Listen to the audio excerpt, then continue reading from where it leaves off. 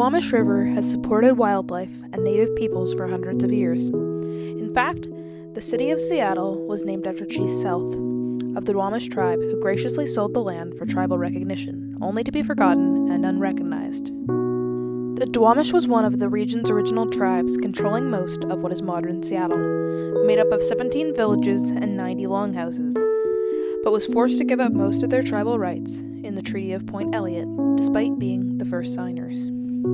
With no rights over the river, big corporations came in and used the river as a shipping canal, dredging it into a straight line and dumping waste into the sacred river. Today, the tribe has 600 official members who are seeking restoration of their rights and making an effort to clean the river. According to the Duwamish River Cleanup Coalition, the irreparable damage caused to the Duwamish River has led to it being declared a Superfund site by the EPA, meaning that it is a dangerously contaminated site. We took water tests of pH, dissolved oxygen, temperature, and a macroinvertebrate sampling, as well as looked at the data collected by King County, and all of this information only emphasizes the extreme poor quality of this river water and the effect it has had on both local wildlife and native peoples. Here is some of that information collected and found about Superfunds, the Duwamish River, and the impact on both wildlife and native peoples. Roughly 11 million people in the U.S., including 3 to 4 million children, live within 1 mile of federal Superfund sites and are at risk for health problems. Toxicity in neighborhoods near Superfund sites can be up to 1,000 times higher than the EPA has determined safe.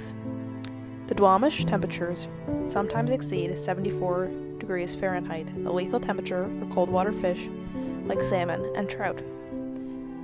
The Chinook salmon are struggling to survive as water temperature continues to increase due to global warming.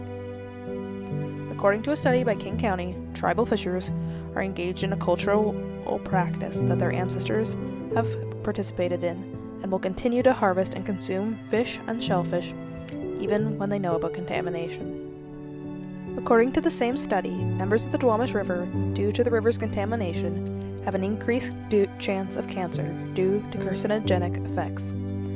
Macroinvertebrates, often the larvae of bugs, can be used to determine water health, and the Duwamish River's macroinvertebrate population can be used in the same way, which produces a BIPBI pollution ranking, which the Duwamish River ranked the most poor in quality in the Seattle area.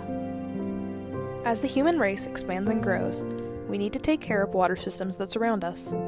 We need to take care of all things created by God, both environment and the people living in it. And when a society neglects to show care, the result is that sites like the Duwamish River, which are both culturally and environmentally critical to the region, remain neglected and abused. Luckily, there are things that can be done about the situation.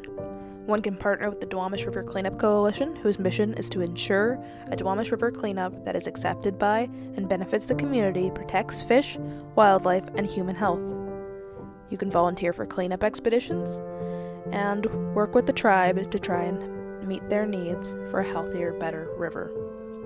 And hopefully, with these efforts, we can look forward to a new dawn on the Duwamish River many of us see every day.